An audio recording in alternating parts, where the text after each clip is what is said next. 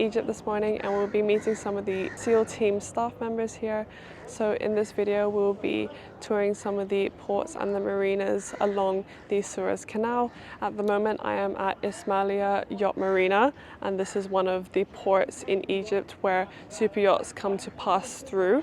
I will also be interviewing some of the key staff members in Egypt to get a little bit of a better idea on the operations here and how they handle all the super yachts. So I hope you enjoy this video and I'll catch you in a while.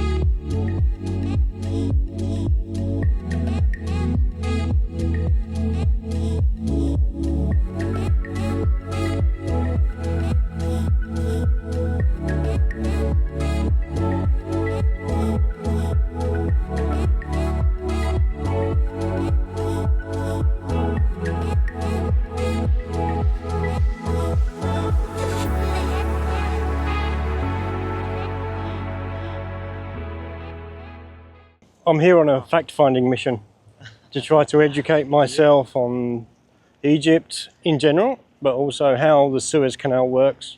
The facility and the refit facility here is amazing. Yeah, I think this is definitely something that can be tied in with it. Yes. So all yachts are looking for a good place, especially if the rates are reasonable. And they come across here anyways, right? Yeah. If you're gonna go across. I feel that many captains, they're in a hurry to get through. They're in a rush. They just want to get it finished and get it out of the way. We want to change relax. that. Yeah, we want to change that. If we can just yeah. say it's okay, we can take your time. Yeah. There's a stop-off point halfway. Yeah. And then continue, make it an adventure. Yeah. Rather than just a burden. Exactly, and I don't want you to worry because the security here, everything is easily arranged. You could just pass through very quickly. For safety and security Only. Because you also have to account that as I said, we're very close with the geopolitical situation. So we have to there are security concerns that we have to take into place. Yeah, but it's still safe. Yeah, it's incredibly safe. Yeah. It's super safe. Like, it's safer than Europe. Like in Europe, you can't walk around with your watch, you know? Yeah. People will snatch it. I know. Here, no. It's the perception, isn't it? Yes, Yeah. and you can stay outside until Until past midnight, easily. the sunrise Yeah. the next day. Yeah, you see, the whole idea of this marina is for us to show, because where do yachts generally come to Egypt? They cross the canal, right? Yeah. If you want to cross the canal, how about use this as your gateway? So hence the slogan, your gateway to Egypt. This is a little bit of what we have to offer, and here you can be safe and comfortable, and while we can show you more. You want to promote this as the gateway rather than Port Said? Initially, yes, for now, because there is no facility in Port Said. Do they need a pilot to bring them in here? Yes, absolutely. Anything you do in the Suez Canal, our pilots is required. So once they're in, so this is one of the pilots here, right? Yeah. So they follow in front or behind? So physically, the person who goes to the yacht. It's a pilot on board rather than a pilot boat? Yeah, and this is just the pilot boat that shuttles the pilot back and forth to where they need to. Okay, right. And we are preparing inflatable pilot boats Really? to be soft. To be used approaching for yachts. To the yachts. For yachts, we want to make sure that they're super comfortable, right? So this is one of the things that we heard is like, oh, these boats, they're a little bit too big. Especially like, let's think about you want to get to one of these yachties, right? Approaching with that big of a pilot boat is a little bit of a struggle for them sometimes. So this is one of the things that the Suez Canal has. Once they heard the problem, they're fixing it with the inflatable ones, and they're very, very good. They also will be classed. Forward thinking and proactive. Yes, absolutely, indeed. This yacht is here permanently. Is it a permanent berth for this yacht? Yeah, Yes. this yacht belongs to the Suez Canal. This belongs to the. Not permanent. We have another place, but during the winter We keep it here. Yeah, this is where this yacht went. Is this one of the pilot boarding zones where the pilots will go out? Yes. But you use the same pilot to go all the way from the north to the south? No, right? there are other stations. There are other stations like this all across the canal. So the pilots can jump on and off wherever Correct. they need to? Correct. And if it moves in the waters of the Suez Canal, it must have a pilot on board. How many pilots do you actually have? around 320. Is it? And how do they get their training to become a pilot? They Navy? Are they ex-Navy personnel? It's very difficult, very complicated. Most of our pilots are ex-Navy, like me. The Suez Canal pilot, they have their allure, you know. Yeah, sure. Because you deal with all the international clients that visit Egypt. If you're, of course, it's different. I presume you'd have to be a master mariner to be able to even think about. Of course, applying because to become a they pilot. command these The biggest ships in the world, humongous yeah. commercial ships. Yeah, yeah. You know, if you're a Navy officer, that's Yeah. fine and dandy, but Yeah. at the same time, You need to have the top yes, worldwide commercial yes. rating. Yes, please. Yep. Here is our main bridge. This is DNV certified Class A, full mission bridge simulator, 360 degrees field of view. We have here all equipment found on real ships, the main control of the ships. We have the electronic charts, 2 radar systems for all readings. Okay, we have the engine, we have all controls in ships, we have GNSS. Okay, so this is all equipment found on ship. We have here the steering wheel, Polaris, navigational aids table, everything. Okay, in front of us is a visual system. The visual system shows an accurate view of Suez Canal. We are entering now Suez Canal from north, from Port Said city, the west entrance of Suez Canal. Okay. On this side you find Port Said, in this side you find Port Fouad. This is Africa and Asia. And this is Africa, this is Asia. Okay. Okay? Yeah. We are now on a container ship, 220 meters length, 30 meters width, and 12 meters draft. We will see a demo for different environmental weather and weather conditions. Okay. Okay. We face while transiting ships in Suez Canal. Okay. Run. Okay. I have to tell you that we don't train pilots here on the navigation. They know They already how know. to sail. They Yeah. know. Yeah. Okay. But we are focusing here on the critical situations. Okay. For example, at night, we can enter ships in night time. Wow. Okay. The navigation in Suez Canal is 24 hours. Okay. So we enter at night like this. So we don't have a good visual, okay, here. So we use the flashing buoys and we have the electronic navigation tools. We use them for safe navigation. Okay, right. نزل فوق. We have also another weather condition which is fog. The fog appears in Egypt in late December and January. Okay, when the fog is too strong, we don't have also visual. Can you see it like this?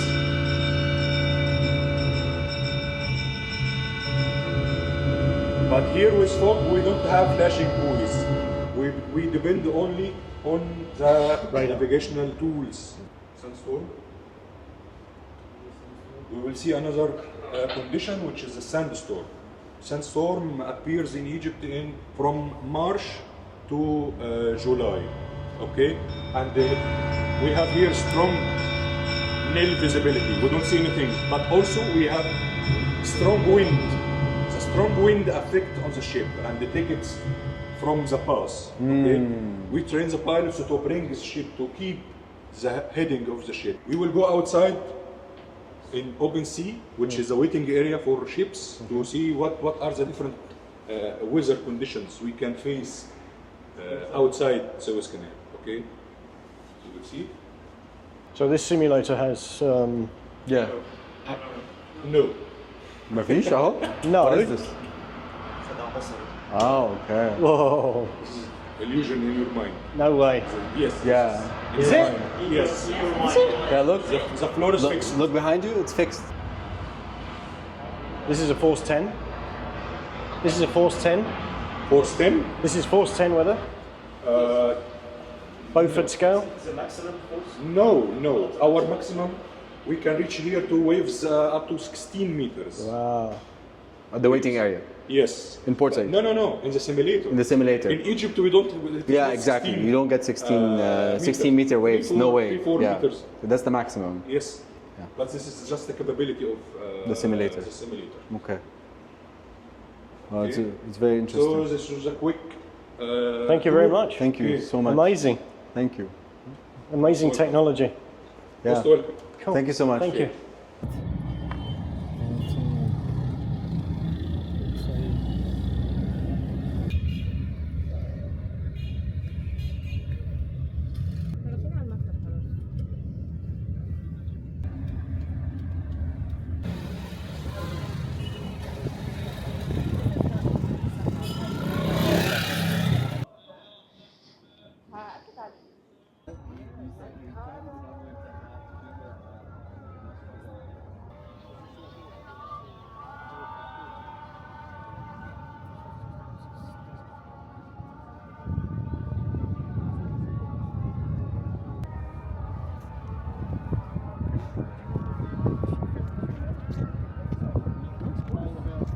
Right, hello. We're in Port Said, the very northern entrance to the Suez Canal. I'm with my colleague here, Bahi. Bahi, Hi, Adam. How are thank you for inviting us to your offices and the rooftop here. With pleasure. Can you give us a quick explanation of where exactly we are Absolutely. and what we can see behind us? Absolutely. So right now we are at the most northern tip of the Suez Canal. This city didn't exist before the Suez Canal opened, and we are standing on the African part of Port Said. Port Said is a city like Istanbul. It's divided into two halves. Over here is Africa, and over there, right behind us, this is Asia. Right across from us, about 5 to 8 hours sailing, depending on how fast you go, is Israel. And you have Cyprus right over there. It's about a 9 to 12 hour trip if you're going full speed. One of the things that is really cool about this place is that where we're standing used to be a hotel and a casino. It was the first casino in Africa. Okay. And after the war, it got converted into like a residential building, as you see. So how old is the canal? The canal is over 150 years old. So when the canal was first built, what was here? Was there any infrastructure in this area? Absolutely nothing. So this was desert. This was desert. So this is all developed since then. Yes. Right. There was a small community called Farma. Mm-hmm. This is one of the routes that Jesus took in order to flee from Israel. Okay. But that town was quite desolate and run down, and there wasn't really much of a community. It was a few families that lived there. But all of this, everything you see around you, was built in the last 150 years or so. So every super yacht that wants to come through the Suez Canal comes right through this here. This is where they come. This is where it comes from. So some captains will be familiar with this. Absolutely. But have never actually seen it from this angle. Exactly. This is probably the best viewpoint we've got in the whole city. Definitely. Not just the whole city, of the whole Suez Canal, because in Suez you can't really go on rooftops because due to security concerns. Okay. You can only do this in Port Said, where we are right now, and you can't get any closer. So in terms of yacht traffic and yacht volume, how many vessels come through every day, would you say? So right now we are around 50 vessels a day. Okay. Usually not just yachts, but commercial vessels. Commercial vessels. There's 50 a day. 50 is the average. Right. But because of the situation that we have going on right now, with Israel, that number is cut by half. Okay. So right now I would say about 30 to 25 a day. So it's about one every 15 minutes, something like that. Yes, or so. And as you can see, you have ships right there. They're just getting in line to come in. Yes. And where do the pilots board? Out there? Out there. Okay. Out there. And you see the small little wooden boats? Yeah. This is what our a boarding agent from Felix would board. So this wooden boat is probably taking somebody back. Okay. After doing a boarding operation. So they got done. Now they're going to go back to port. Okay. It's an amazing area. And then you can see there's a ferry over there that shuttles people. Can you come forward? That shuttles people between Port Said and Port Fouad. So they're shuttling them between Africa and Asia, and the ferry is for free. And in terms of commercial trade, how important is Port Said? I would say it's incredibly important. This is you're facing Europe this way, so a lot of the traffic that comes from Europe heading down your way, basically, this is where they will come from. It's not just important in terms of yachting, it is important in terms of commercial, the commercial vessels that come in. You have a lot of demand, so when ships pass by through here, most of the time they either looking for fuel or looking to do some provisioning to get ready for that long trip, you know, because after you cross the Suez, you can't really, you know, get provisions from anywhere unless you stop, either if you want to stop in Saudi, or if you're in a rush, you just want to, you know, push pedal to the metal, then this is where you get your supplies, this is where you get your fuel, and then you're on your way. So in length, how many sea miles is it from north to south? I'm not quite sure of exactly how many sea miles. I know it's 180 kilometers, and it takes about 18 hours for you to cross. So a yacht could do it in one day? Yeah, a yacht would do it absolutely. But small yachts have to break it into 2 days? Sadly, yes, because nighttime navigation is not allowed for yachts under or any vessels that is under 300 tons. Okay. So they would have to stop in the middle point, which is Ismailia, then they can go on about their way then in the next morning. So yachts under 300 ton, they don't need a pilot on board? They do. Any vessel that moves into the canal, it must even have... a small sailing yacht Even the small sailing yachts. Okay. Even the small sailing yachts, they must have a pilot on board. Right. Well, thanks very much for the brief. Very educational, and I'm sure everyone will be Thank you, Adam. interested to learn. Thank you, Adam, and I really appreciate you coming here to see what the Suez Canal is all about and to see what Egypt has to offer. Thank you very much. Thank you, sir. Yeah. Thank you.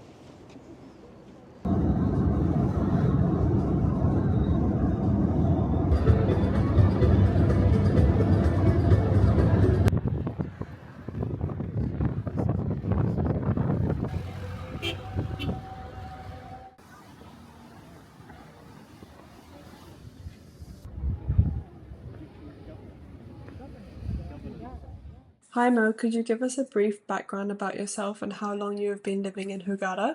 Hello. So I'm actually Lebanese, and I moved to the Red Sea back in the late 90s. I was a dive instructor at the time, and obviously the Red Sea was the place to be if you're into diving. And I worked on liveaboards and also the sailing industry as well. Could you give us a bit of information about the new marina in Hurghada? Hurghada used to be a very small fishing village. In the 80s, Sheraton opened their first resort, and they were attracting mostly European divers. And it started to grow, and eventually there was the need to establish a marina that would host dive liveaboards, private yachts, sailing yachts, and even super yachts, because the fishing port was not catering for the growing needs and demands at the time. And that's when around 2000, they launched the Hurghada New Marina. The Hurghada New Marina offers over 150 berths with a possibility to have super yachts up to 80 meters on the outer berths. They provide services, dining, shopping areas, and it's got security, so it's well monitored and safe, and is a perfect place for provisioning as well. Could you tell us how old the El Gouna development is and what it has to offer? El Gouna translates to a lagoon. El Gouna had a lot of natural lagoons. And in the 80s, early 80s, family that was in the development industry came and established a few villas for themselves and their friends. Organically, this few villas started to grow into more options, more villas, and eventually it turned into a city with currently around 5,000 inhabitants. It's a closed community, you would say, very organized, very clean, and very safe environment. Could you give us an overview of the marinas within El Gouna? So there are 5 marinas in El Gouna, and they offer approximately over 600 berths. And some of them are around shopping complexes and dining areas, perfect for tourists, lots of nice cafes. What is the maximum draft of a yacht that could be accommodated at the Yacht Marina facility?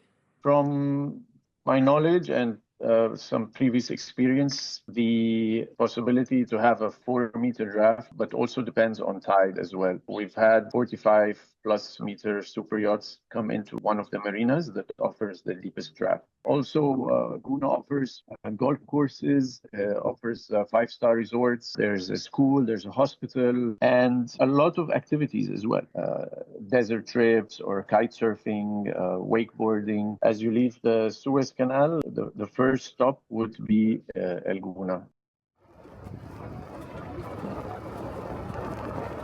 What is the ideal amount of time and what are the main stop-offs during a visit to the Red Sea?